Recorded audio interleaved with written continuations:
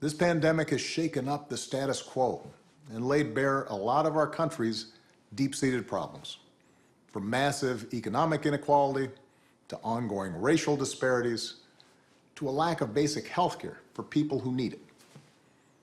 It's woken a lot of young people up to the fact that the old ways of doing things just don't work. That it doesn't matter how much money you make if everyone around you is hungry and sick. And that our society and our democracy only work when we think not just about ourselves, but about each other.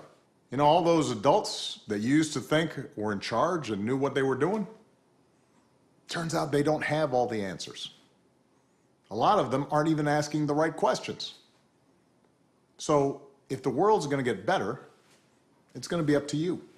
Because with so much uncertainty, with everything suddenly up for grabs, this is your generation's world to shape.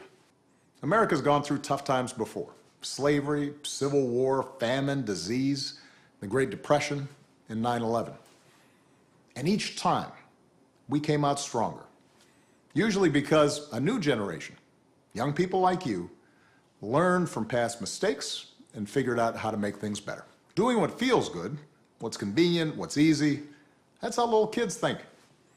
Unfortunately, a lot of so-called grown-ups, including some with fancy titles and important jobs, still think that way, which is why things are so screwed up. But if we're going to get through these difficult times, if we're going to create a world where everybody has opportunity to find a job and afford college, if we're going to save the environment and defeat future pandemics, then we're going to have to do it together. So be alive to one another's struggles. Stand up for one another's rights. Leave behind all the old ways of thinking that divide us.